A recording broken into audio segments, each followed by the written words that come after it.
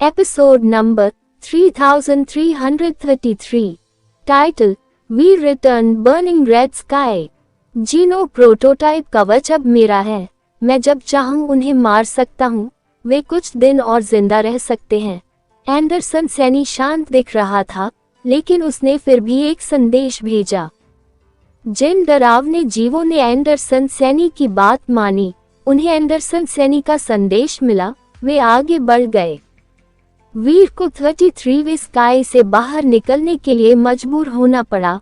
Burning red sky के leader के रूप में अपनी पहचान का इस्तेमाल करके वह बर्निंग रेड स्काई में वापस लौट आया। डैडी, सोनल ने वीर को देखा और तुरंत उसके पास दौड़ी। सोनल, चलो। वीर ने सोनल को उठाया और बर्निंग रेड स्काई से निकलने के लिए तैयार हो गया, लेकिन अचानक उनके जाने से पहले बर्निंग रेड स्काई में कई अंतरिक्ष सुरंगें खुल गईं। वे ब्लैक होल जैसी दिख रही थीं, जिसमें से कई डरावने जीव ब्लैक होल से होकर आ रहे थे। वीर, हम फिर से मिले, एक अजीब सी आवाज सुनाई दी। वीर ने गॉड केओस पार्टी के शूट शैडो को एक ब्लैक होल से निकलते देखा। उसके साथ गॉड केओस पार्टी के कुछ अन्य बुजुर्ग भी थे। उनमें से एक रॉबडी था, जिससे वीर पहले से ही काफी परिचित था। वीर ने शूट शैडो की मौजूदगी को नजरअंदाज कर दिया। उसने सोनल को पकड़ लिया और बर्निंग रेड स्काई के लीडर के रूप में अपनी पहचान का इस्तेमाल करके बर्निंग रेड स्काई से निकलने की कोशिश की। लेकिन उसने जल्द ही एक डरावने जानवर की दहाड़ सुनी, जिससे पूरा बर्निंग रेड स्काई हिलने और कांपने लगा। अंतरिक्ष में सब कुछ गड़बड़ लग रहा था। वीर बर्निंग रेड स्काई छोड़ नहीं पा रहा था। एक ब्रेक वर्ल्ड बीस्ट, जो असली ड्रैगन जैसा दिखता था, अंतरिक्ष में एक ताना बाना से उस जगह में घुस आया। वह जहां भी जाता, अंतरिक्ष मुड़ जाता। उसका विशाल शरीर बर्निंग रेड स्काई में प्रकट हुआ। उसकी उपस्थिति ने बर्निंग रेड स्काई के पूरे अंतरिक्ष को प्रभावित किया, उसे और वहां मौजूद हर चीज को फंसा लिया। वीर, तुम्हें बस मर जाना चाहिए। तुम पूरी गॉड केओस पार्टी को इतने सारे कुलीनों को भेजने के लिए प्रेरित कर पाए हो, इसलिए गर्व करो। तुम्हारी मृत्यु एक महान मृत्यु होगी। शूट शैडो ने गर्व के भाव से वीर को देखा।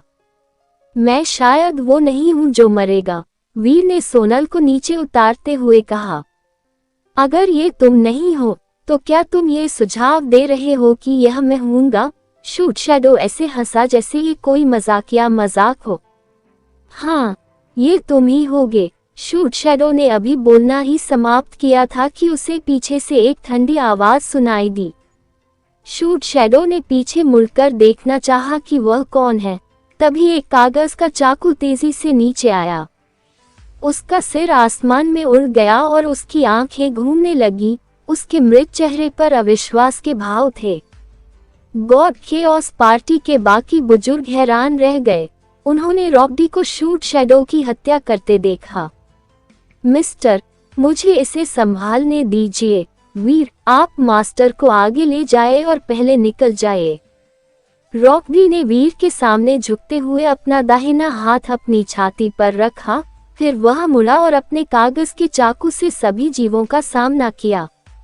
वीर जानता था कि रॉबडी उसे प्रणाम नहीं कर रहा था। उसने जो काला क्रिस्टल कवच पहना था, वह गॉड केओस पार्टी के लीडर को प्रणाम कर रहा था। वह जानता था कि रॉबडी शायद मर जाएगा, लेकिन वीर कमजोर हालत में था। अगर वह रॉबडी के साथ लड़ता भी, तो शायद उसके साथ ही मर जाता। वीर ने कुछ नहीं कहा। उसने सोनल को उठाया और अपनी आखिरी ताकत लगाकर अंतरिक्ष को तोड़कर निकल गया। ब्रेक वर्ल्ड का डरावना बीस्ट, जो असली ड्रैगन जैसा दिख रहा था, दहाड़ा। वह वीर को निगलने की कोशिश कर रहा था। लगभग उसी समय ब्रेक वर्ल्ड के कई जानवर भी वहां पहुंचे। रॉबडी की आंखें ठंडी लग रही थीं। उसके हाथ खुल गए। कागज बर्फ के टुकड़ों जैसा लग रहा था। उसकी 10 उंगलियां कैंची के जोड़े बन गईं। वे एक दूसरे को क्रॉस कर रही थीं। कागज बर्फीले तूफान जैसा लग रहा था, क्योंकि उसने ढेर सारी आकृतियां बनाई। ये छायाएं कई डरावने जीवों में बदल गईं जो ब्रेक वर्ल्ड के जानवरों से लड़ सकते थे। उन्होंने आगे बढ़ते हुए ज्यादातर ब्रेक वर्ल्ड के जानवरों को रोक दिया। गॉड केओस पार्टी के एक बुजुर्ग ने रॉकी डी से ठंडे स्वर में पूछा, रॉकी डी, लीडर का दुश्मन बनने की तुम्हारी हिम्मत कैसे हुई? तुम्हें पता भी है कि तुम क्या कर रहे हो? रॉकी के होंठ बहुत ही तिरस्कारपूर्ण ढंग से टेढ़े थे। उसकी नजर में गॉड केओस पार्टी का सिर्फ एक ही लीडर था और वो थी केओस लेडी। उसके बाद रॉकी ने अपना कागज का चाकू घुमाया और सीधे ब्रेक वर्ल्ड के बीस्टों की ओर बढ़ गया जो एक पागल ज्वार की तरह भाग रहे थे। अगर तुम मरना चाहते हो तो मैं तुम्हारी मदद नहीं कर सकता, गॉड केओस पार्टी के बुजुर्ग ने हाथ हिलाते हुए कहा। मैं तुम्हारी मदद नहीं कर सकता। ब्रेक वर्ल्ड के कई और जानवर रॉकी पर टूट पड़े। वीर ने दांत पीस लिए। उसने पीछे चल रही लड़ाई की तरफ नहीं देखा।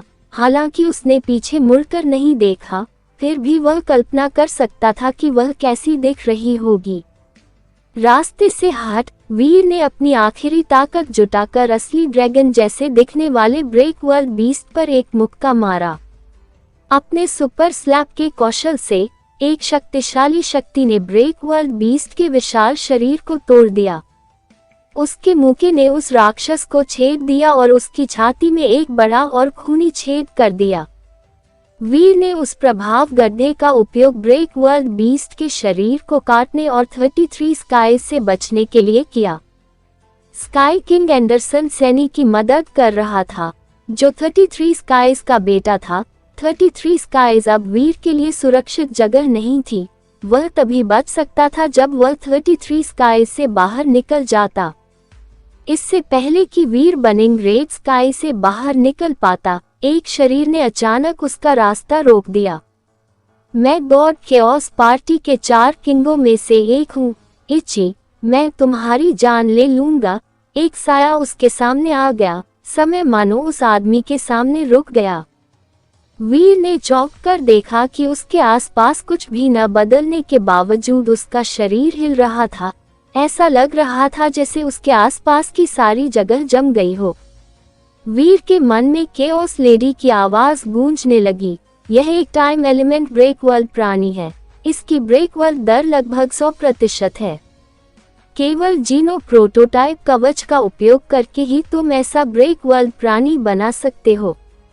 वीर उदास हो गया। उसकी सारी शक्ति लगभग खत्म हो चुकी थी। उसके पास एक उच्च स्तरीय ब्रेक वर्ल्ड मॉन्स्टर से निपटने के लिए पर्याप्त ऊर्जा नहीं थी।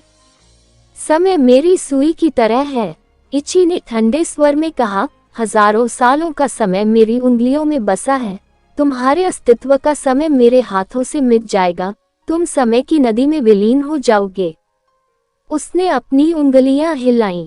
वीर को लगा जैसे उसके आसपास का समय थम सा गया हो, मानो वह किसी ऐसी जगह गिर गया हो जहां समय आगे नहीं बढ़ता और सब कुछ स्थिर रहता है। अचानक वीर को लगा कि अंतरिक्ष फिर से जीवंत हो गया है। चीजें हिलने लगी। क्या हो रहा है? वीर चौंक गया। उसने अचानक एक आवाज सुनी। क्या तुम समय के साथ खेलना चाहते हो? तुम तो अभी तक ऐसा कर पाने में सक्षम नहीं हो। मुझसे पहले कोई भी समय को नियंत्रित नहीं कर सकता। समय की नदी से एक लंबी परछाई प्रकट हुई। ये बहुत धीमा लग रहा था, लेकिन बहुत तेज था। परछाई वीर के पास से गुजरी। वह जहां भी जाती, रुका हुआ समय अपनी सामान्य धारा में लौट आता। ऐसा लग रहा था जैसे बर्फ की नदी पिघल रही हो। हे भगवान! वीर ने गर्वीली परछाई की ओर देखा। वह चौंक गया। यह मोमेंट गॉड था। यह उसके वेल्थ ऑफ गॉड टेम्पल वाली मोमेंट गॉड नहीं थी। यह मोमेंट गॉड वह था जो 12 डिस्ट्रॉइड क्लास की गॉड स्प्रिटों में से एक था। वीर ने कभी सोचा भी नहीं होगा कि मोमेंट गॉड अब प्रकट होगा, मानो उसकी सहायता करने की इच्छा से। तुम क्या देख रहे हो? क्या तुम चाहते हो कि मैं तुम्हें एक अंतहीन समय चक्र में फेंक दूं? उस पल गॉड ने न तो पीछे मुड़कर देखा और न ही वीर की तरफ देखा। शुक्रिया। वीर को समझ नहीं आया कि मोमेंट गॉड उसकी मदद के लिए क्यों आया था, लेकिन अभी बात करने का समय नहीं था। उसने सोनल को उठाया और चला गया। रुको, इची की आंखें धुंधली पड़ गईं। वह वीर को रोकना चाहता था। जब वह आगे बढ़ा तो मोमेंट गॉड ने उसे रोक दिया। अरे तुम ऐसे कैसे भाग सकते हो? मैं अभी भी यहाँ हूँ। क्या तुम्हें मेरे साथ नहीं खेलना?